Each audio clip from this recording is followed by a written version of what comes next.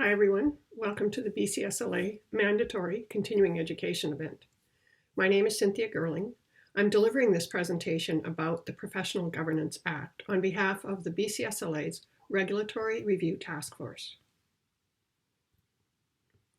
Many BCSLA members have contributed to this presentation. It was prepared by the RRTF and endorsed by the Board of Directors and the Continuing Education Committee. Thanks to many people on this list who contributed. In this presentation, I'll explain what the Professional Governance Act is and introduce how it functions. I will also explain BCSLA's progress on an application for inclusion in the Act and how that may impact the BCSLA and members. We'll follow the presentation with up to 60 minutes of questions and answers. I'll start with a refresher on the history of the BCSLA as a regulatory body. The regulatory role of BCSLA began with the passage of the now named Architects Landscape Act by the provincial government in 1968, an act which protects the use of the title landscape architect. The act established the BCSLA as the regulatory body charged with carrying out the act, and with that, the authority to regulate membership or who may use the title landscape architect. Our current act is overseen by the Ministry of Advanced Education and Skills Training. In 1995, BCSLA joined the Council of Landscape Architect Registration Boards and began using the Landscape Architect Registration Exam in our examination process. I'll now move on to introducing the Professional Governance Act, also known as the PGA.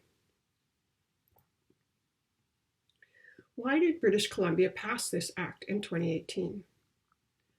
Well, regulatory and conflict of interest issues in the province led to Professional Reliance Review, it was called, which was in part a review of how professions involved in the natural resources in BC were regulated. Two important recommendations from that review led the government to pass Bill 49, the Professional Governance Act, in the fall of 2018. In the eyes of the government, self-regulation is a privilege granted through legislation to protect the public interest. Regulated professionals have an ethical and legal duty to put the interests of the public ahead of their own. Regulated professionals are granted exclusive rights to practice certain disciplines or use certain titles, as what we have.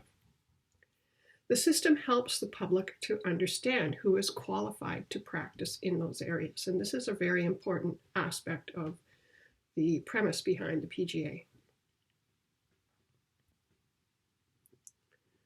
What is the Professional Governance Act? It is a common governance framework for self-regulating professions in BC. Currently, the PGA is applying to those professions working in the natural resources areas. The Act also established the Office of the Superintendent of Professional Governance, the OSPG, operating under the Ministry of the Attorney General. The Act and its regulations set out the title and scope of practice for each of the regulated professions. The objectives of the Act are to legislate best practices for professional governance, to provide consistent and independent oversight of professional regulators, and to ensure that those professions are regulated to protect the public interest. 5 professions listed here are now included in this Act: the applied science technologists, technicians, foresters, agrologists, applied biologists, and engineers and geoscientists. The acts that you see listed here in parentheses have been repealed. All of these 5 professions are now operating under the PGA. And importantly for us, AIBC is in the process of being added to this list by 2022. Thus, the Architects Act will be repealed and replaced with the PGA. BCSLA has been monitoring this act since it was enacted, actually a bit before, and formed the Regulatory Review Task Force in 2018 to educate ourselves about the act and to be proactive. BCSLA made 2 formal submissions to the process of developing the act. In 2019, BCSLA membership passed a special resolution to fund the RRTF activities. And in May of 2020, the BCSLA board passed a motion to move ahead with applying to become a regulatory body under the PGA.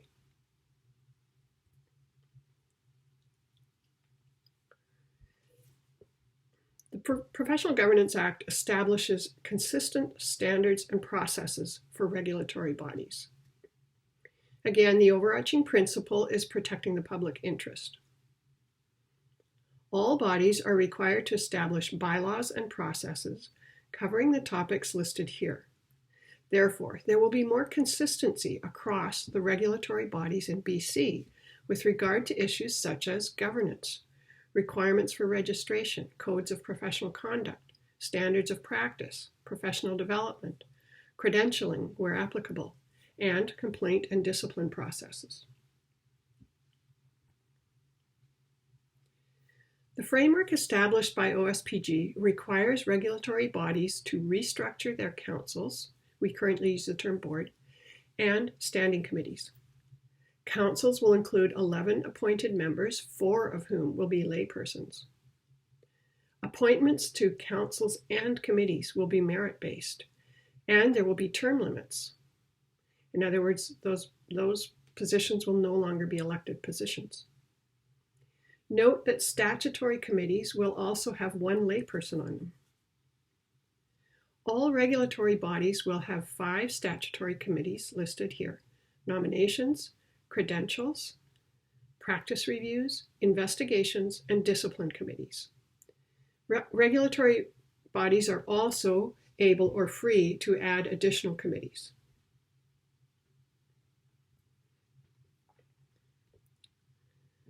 The restructuring requires revision of bylaws to follow a template provided by OSPG. So again, there'd be more consistent structure to bylaws. Note that bylaws have to be reviewed by OSPG, and that office has the power to amend or repeal bylaws. Registrants will no longer be approving or voting on bylaws. We have included a listing of the major categories here. Most of these are familiar to us in the BCSLA because we have similar categories in our bylaws.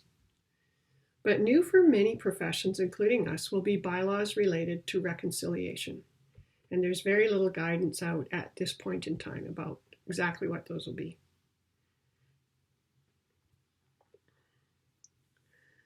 The PGA requires that standards be updated, including codes of professional ethics and conduct, and standards of competency. The Act specifically details the required content of codes of professional ethics and conduct listed here.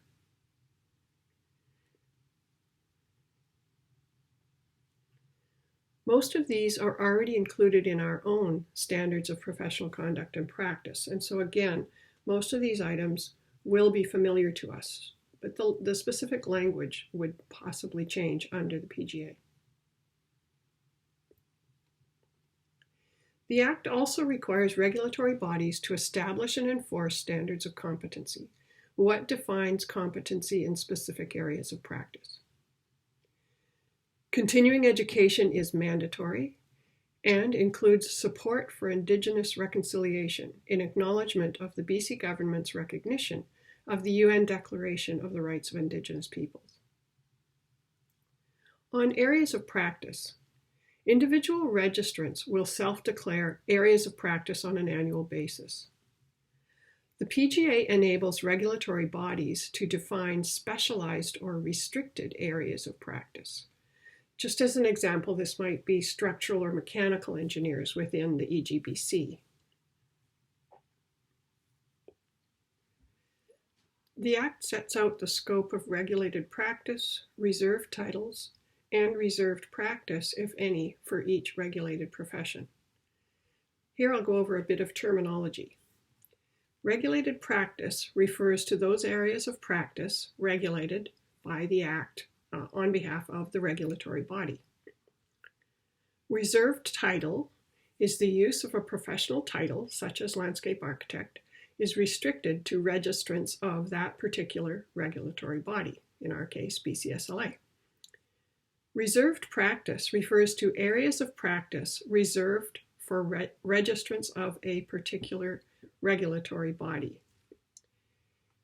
It requires the experience and technical knowledge of a professional in those specific disciplines. Currently, this category applies only to foresters and engineers and geoscientists. It will likely apply to architects once they're fully in the Act because they already have reserved practice within their current Act.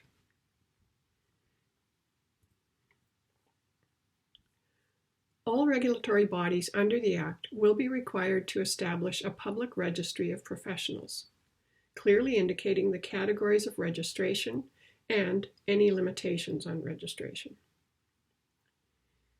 Notes of disciplinary procedures or suspensions will also have to be made public through these registries.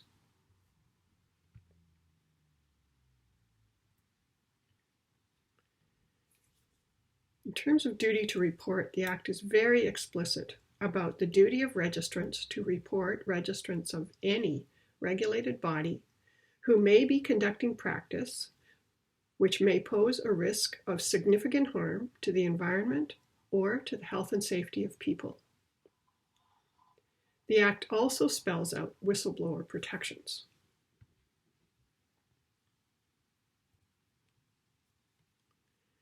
Employers and registered firms have a similar duty to report registered employees, even partners, if they have reason to suspect incompetent or unethical practice posing a risk to the public or the environment.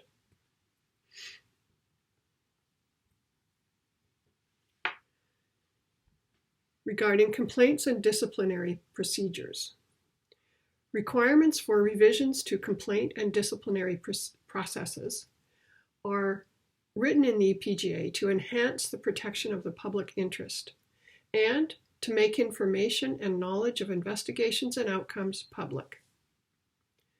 The principles of these processes are transparency, objectivity, impartiality, fairness, timeliness, and proportionate discipline. The processes will be more consistent across the professions covered by the PGA. With the preceding topics in mind, the BCSLA continues to learn how inclusion in the Professional Governance Act will impact landscape architects, both as members of BCSLA and as working professionals in our industry.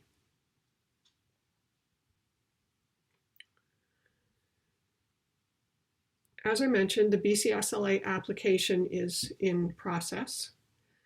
The draft application will be submitted to OSPG within the next month, so the superintendent and staff can work with the BCSLA to refine the application. Once the application is formally submitted, the OSPG will then review the application. If they accept it, they will then undergo an investigation before a decision is made on what they call designation. Both the superintendent and the minister must also approve this application for designation.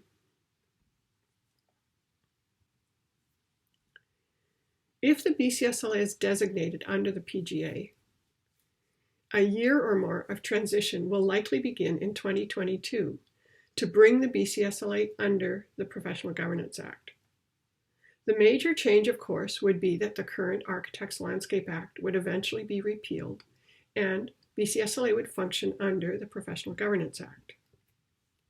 On the other hand, BCSLA would continue to be the regulatory body for landscape architects in BC, and members, as we call ourselves now, or registrants under the PGA, will still primarily interact with the BCSLA.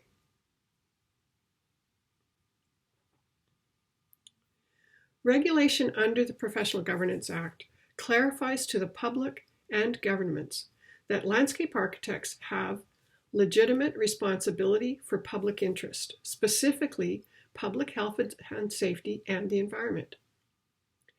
The status of the profession in the eyes of government, the public sector, and other professions would be secured by being pulled into the Professional Governance Act. The Professional Governance Act offers all regulatory bodies the opportunity to apply for reserved practice rights and to negotiate areas of overlap with our related professions. This opportunity probably does not exist right now. With all of the allied professions under one act, we have potential to benefit from closer relationships with those professions and with government. Finally, as a regulatory body under the PGA, BCSLA governance will then be following best practices, as is the objective of the PGA itself.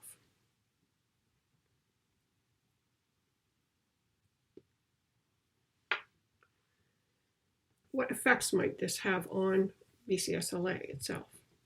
If it's accepted under the Professional Governance Act, there will be a new governance structure with a new council and new committees. Bylaws, standards, and policies will undergo changes. Under the Professional Governance Act, BCSLA will have a stronger focus on protection of the public interest and regulatory functions. There will definitely be more work for BCSLA. The operating budget will likely increase to expand staffing. As yet, the impact on members' fees is unknown right now. It will also be important to better understand how the professional status and working environment would change for landscape architects if BCSLA is not accepted and continues to operate as it does today.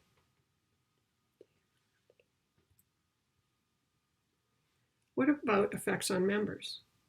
We will all have to learn the new bylaws and policies. We will have to learn our updated codes of professional conduct and practice. Firms may have expanded requirements for quality control. Continuing education requirements may change, as yet we do not know the details. BCSLA will likely need assistance from the membership to enact these changes, such as the bylaw changes, policy changes, and rewritten documents. Even if we're not under the Professional Governance Act, because EGBC is now under the Act and AIBC will soon be, BCSLA members will soon see evidence of industry changes in collaborations with engineers and architects, working in multidisciplinary firms, or working in certain areas of public sector where there are disciplinary overlaps.